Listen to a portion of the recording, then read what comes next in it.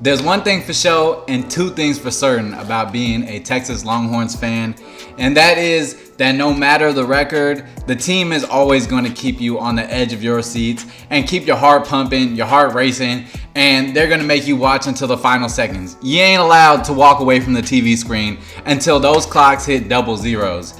And for weeks now, 3 to 4 weeks, that has been true for this Texas Longhorns football team. But hey, at the end of the day, the team is 9-1 overall. They're 6-1 in the conference. They're sitting atop of the Big 12, and they control their destiny. They got the Big 12 championships in their hands. They got the college football playoffs looking ahead. They got everything they want, everything they dream right there in their hands. Now, if only they could just go snatch it with no possibility of it being stripped away from them. That is all that we are looking for now in this Texas Longhorns football team. Because, man, for 3 quarters, this team looked like an absolute championship team. TCU, while they were getting their plays here and there on the offensive side of the ball, they get in between those 20s, could not score. They had 3 trips inside of Texas's 20-yard lines, came out with 6 points. I think at one point in that game, they had something like 25 plays inside of the Texas 30-yard line.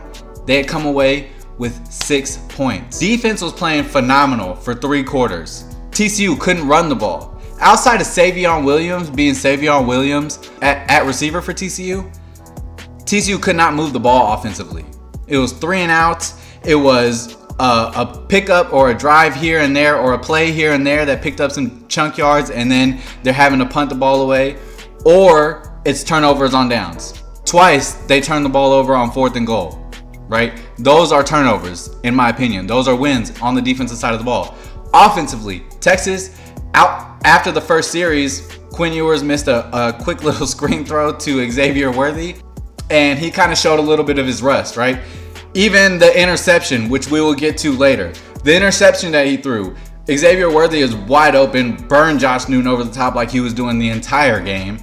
And Quinn just floated the ball a little bit too much. Ball was intercepted, and we'll talk about the play that was made on that. Literally, like the next drive or the next couple plays, goes out and throws an absolute dime to Xavier Worthy, who should have scored, would have scored if he didn't alligator arm the ball. We only got 3 on that drive because Quinn Ewers, again, showing a little bit of rust, missed a 3rd down throw to Adonai Mitchell, who absolutely shook the cornerback out of his shoes, ran a phenomenal route. Again, we touched on this last video. Adonai Mitchell's route running is insane. I want to say is some of the best in all of college football. The kid has got nothing. He fumes. He exudes NFL talent. Adonai Mitchell, one of the best acquisitions in the offseason across college football, but especially at Texas, continues to come up clutch. Quinn missed him on a 3rd down that could have been a touchdown, essentially. He would have walked into the end zone. Quinn just puts it on him. He throws it over his head by 2 yards. At that point, it would have gone up 14-6. Later on, Quinn throws an absolute dime to Xavier Worthy, and Xavier steps out by 2 inches, or else he takes off down the sideline. And at that point, Texas would have been up 21-6.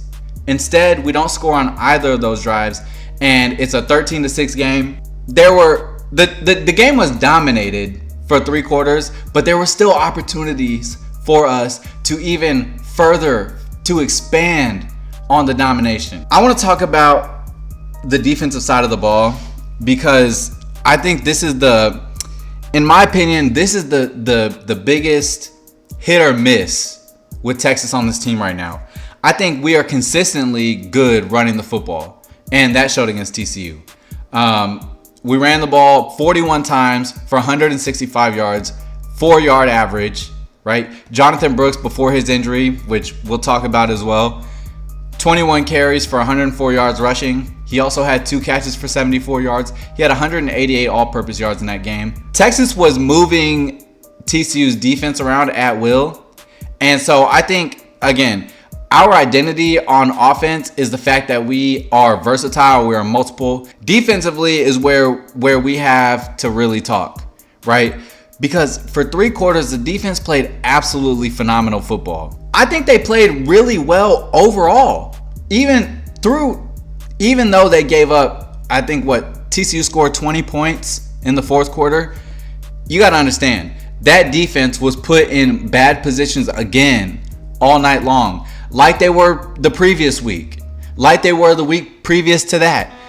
The defense continues to be put in short yardage situations and backs against the goal situations, and they bow up for the most part. And they probably wouldn't have given up much more if it weren't for penalties that allowed TCU to start drives inside of our 35-yard line. If it weren't for, in my opinion, bad coaching. Again, playing man defense 12 to 15 yards off of receivers is crazy. And really like a lack of adjustment defensively that TCU made offensively at halftime. And I say at halftime because TCU they moved the ball all third and fourth quarter. The defense just happened to bow up in certain situations and force turnovers and force bad plays that essentially gave Texas the ball back and wouldn't allow TCU to score. Or else TCU had multiple opportunities to score in this game, just as Texas did, right? However, unlike TCU's defense or unlike TCU's offense, it wasn't missed plays. It was forced turnovers, forced 4-and-outs by Texas. Whereas on the Texas side of the ball, it was missed third down conversions. It was missed opportunities to move the chains that allowed TCU to get the ball back and run no time off the clock in that second half. So this is my thing.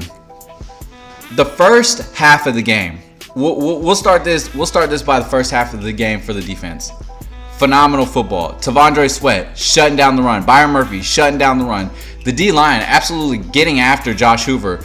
I thought PK was very aggressive, right? He was calling blitzes. He was calling DB blitzes, stunts on the inside. He was lining Ethan Burke up. I thought we had a really cool 3-3-5 looking formation where Ethan Burke is stacked over the nose tackle. So he's stacked over T'Vondre Sweat or right next to him.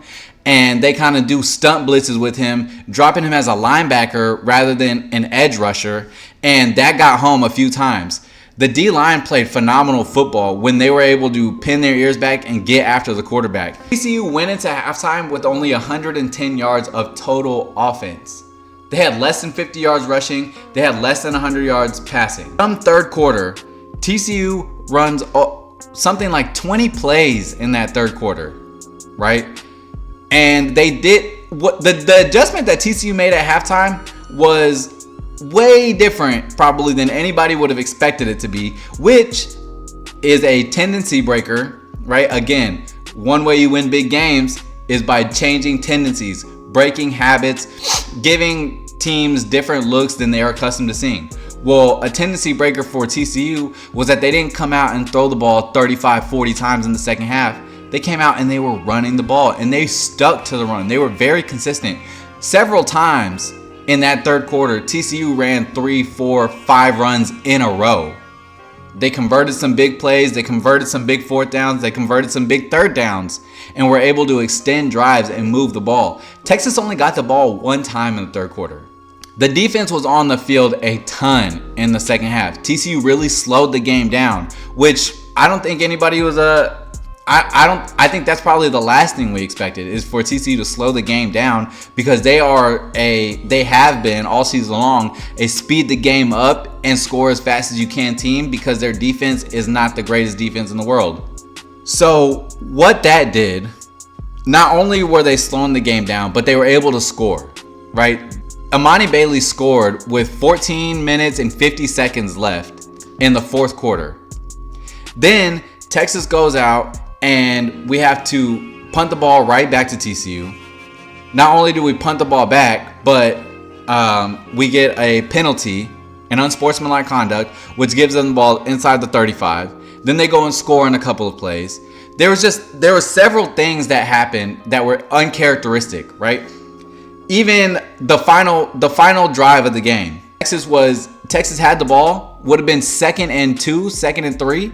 But we had a holding call. So we go back to 2nd and 16. Forces us to run the ball for a few yards. We get to a 3rd and 12. And now the game is on the line. And we have to convert this because at this point, TCU's got all the momentum. Luckily for us, we have a clutch team. We have a clutch offense. We have a clutch quarterback.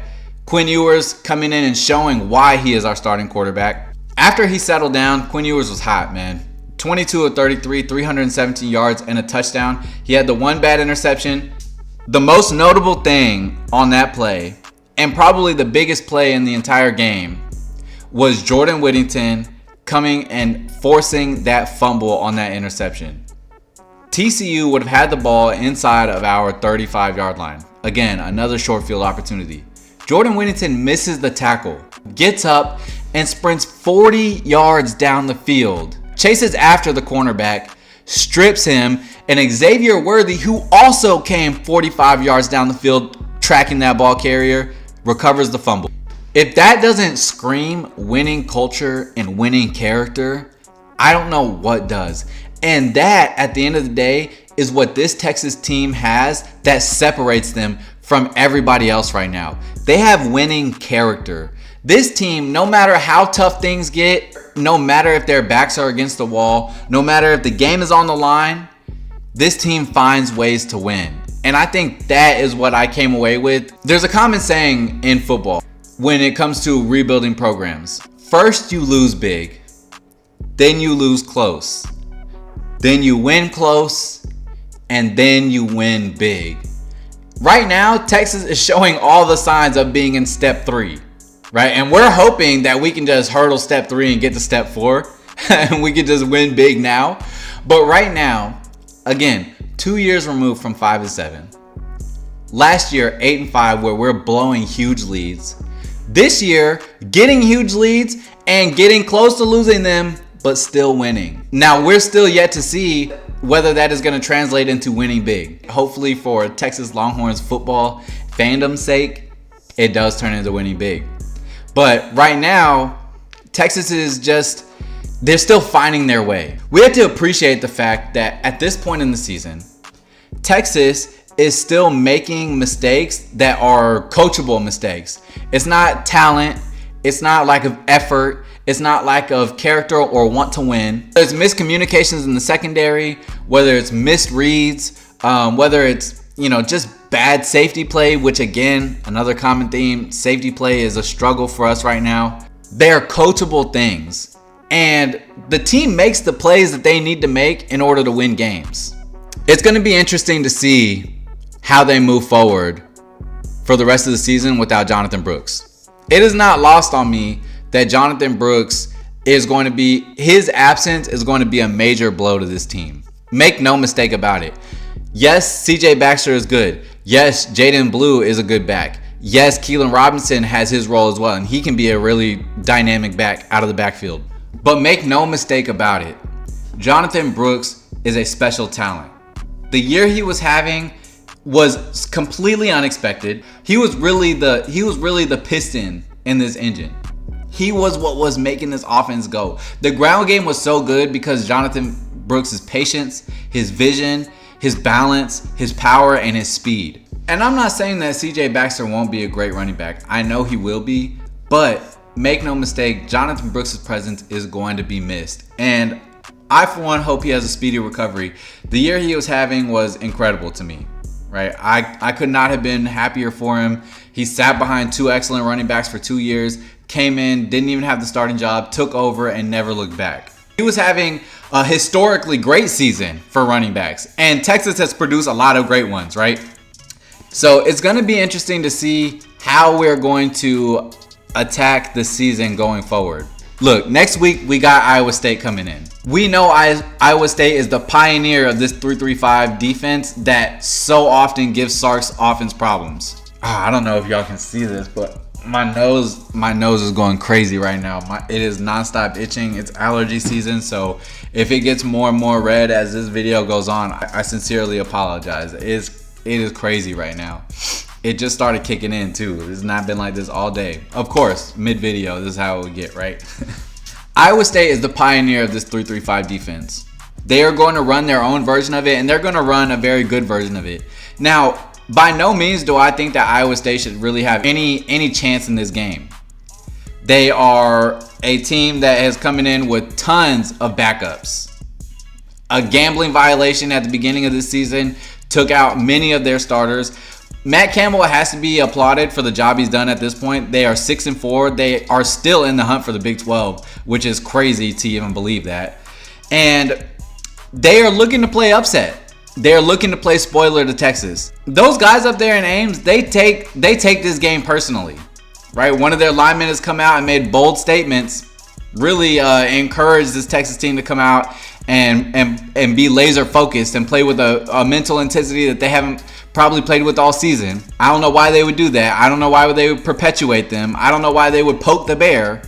I don't know if he remembers or if he's been watching, but he's got number 93 and number 90 coming across from him next week. But he said what he said, and we'll see how it pans out. I say that to say that this team, this Iowa State team, they're not scared. They're not going to flinch. They're going to come out and they're going to give Texas everything they have, everything they can to handle. And we're going to have to see how Texas responds, especially offensively. We may have to become a pass-oriented team from here on out. We've been very reliant on the run. Again, 40 rushes in the last game. We've been very reliant on the run. And without Jonathon Brooks, without that dynamic playmaker, who's going to fill that role? And I'm not just talking about necessarily just running backs. It's not just going to be running backs that have to step up. Receivers are going to have to step up. The tight ends are going to have to step up. Quinn is definitely going to have to step up. Quinn is not going to be able to take games off at this point. He's going to have to be full throttled all the way in. He's going to have to go hard. He's going to have to make some big time throws, big time plays down the stretch. And the running game is too, but I think the focus is going to be ever so much more on Quinn Ewers' throwing ability.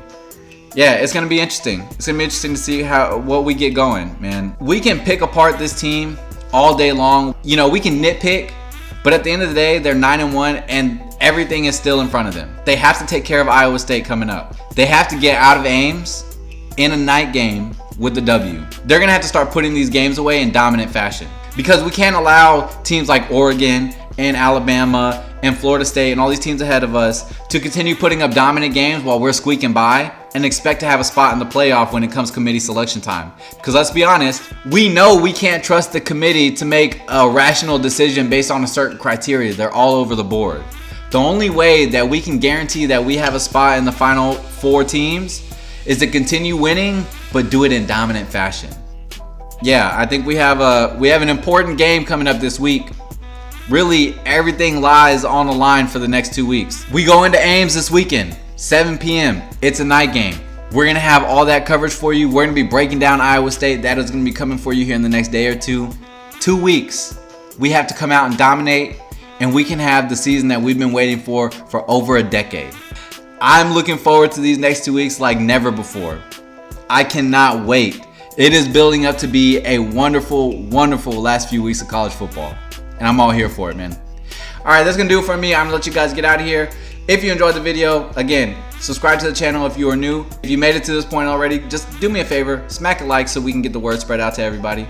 Turn on those notification bells so you never miss an episode. Because remember, no matter where you look, there's no better place than MoBetta Sports for your latest football takes. I am Antonio, a.k.a. Mr.MoBetta, and I am out. Peace, y'all. Hook 'em.